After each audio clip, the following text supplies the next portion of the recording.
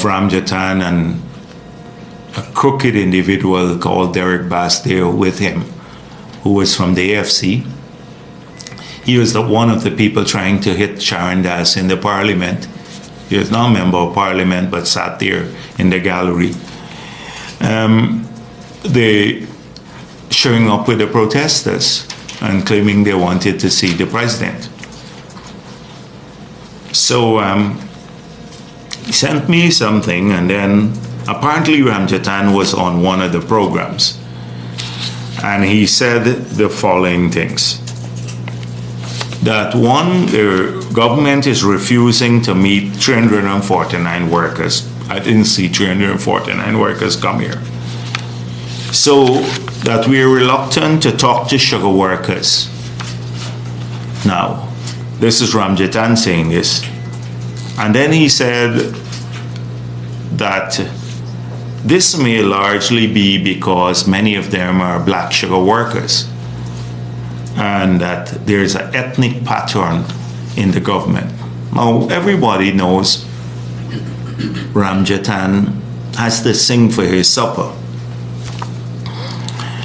But by saying this, I started thinking that he is claiming, and so let me tell you all that he said on the program before I get into that. So he said, and there's a direct quote, the PPP on top of that loaded them, the sugar workers, with an extra 250 million compensation package. Actually, it's not 250 million. It was $1.7 billion. He had it wrong. It was 250,000 per person. So yes, it's true. It was a lot, but we loaded the sugar workers with that. But these guys, almost 349 of them, didn't get anything. They did not take the severance, neither did they get the compensation package to ease them out of the harshness and so on. So first of all, Ramjattan is saying we loaded up with the sugar workers with the money. Now, if you go to the Hansards of the parliament, every attempt to help sugar and sugar workers has been opposed by the APNU+AFC coalition, and they have opposed any funding to sustain the industry. They have voted almost in every instance against funding. Their arguments, including Ramjattan's argument, is that this is a black hole. Sugar industry is a black hole. Now, having the duplicity of it all coming from a Ramjattan, who argued in the past for the closure of many estates, who justified laying off 7,000 sugar workers by calling it, they were not terminating, they were right-sizing the industry. But we know the plan. They closed some estates, and then they told the managers no capital investment in the other estates. So eventually, all of the estates would have been closed. It was as transparent as daylight. And they were the ones who promised in 2015 no closure. They said PPP was lying to the sugar workers. They closed the work industry, sent home many estates, sent home several thousand workers, so they can't be believed. And then they were closing the other estates. So no job in the industry was going to be safe. The second thing is that they sold out the assets at Wales. We don't need to go back that to the scrap iron, give away the land, and more sold out or leased out all of the housing assets to people close to APNU. They refused to pay the severance for the sugar workers at Wales. We had to go to court. We were part of the protest in front of Parliament to get the sugar workers their severance because they were severed. They raised a lot, transferred the assets of Gaisuko to NISIL and raised a lot of money on the strength of those assets, invested the assets. They spent over $100 million on some swimming pool at LBI and all of that sort of thing. That's the history. So Ramjattan, and I got back to thinking that if he is saying that the PPP is not meeting with these sugar workers, the reason, let me go back to his statement. He said, these 349 guys did not get nothing.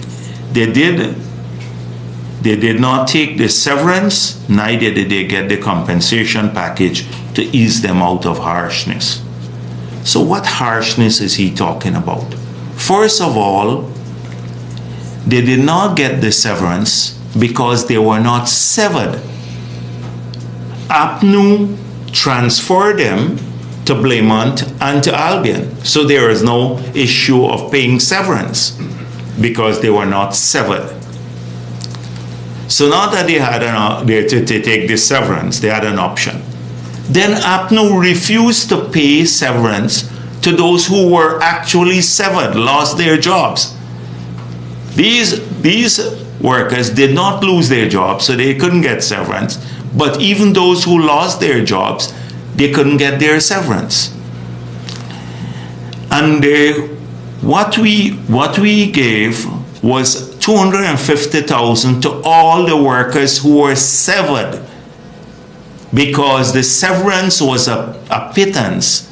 And we argued that when we had to, of necessity, because of the Minproc arrangement that Desmond Hoyt had signed with the Linden workers, when they were severed, we gave them way beyond what the severance calculations came to, as an incentive basically, because we thought it was too low. We did it in the past, and we did it to the workers who were severed.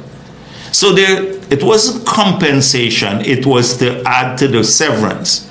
These workers were not severed, and they were not eligible for severance, nor were they terminated. So they didn't have a period of unemployment like the others who were severed from 2018, 1st of January, were severed. They didn't have unemployment. So that is the issue. And then what harshness is he talking about? It's the harshness imposed by APNU on the people of the industry, because they sent them home without any regard for social welfare.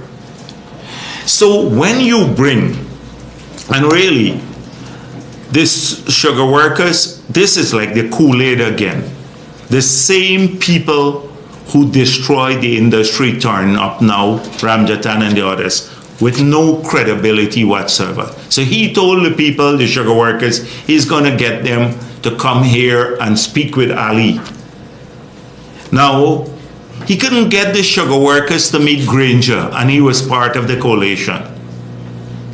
And do you think President Ali would want to see Ramjattan anywhere in his office, or anybody he brings to talk about sugar, given their track record, this sordid history of destruction of the industry?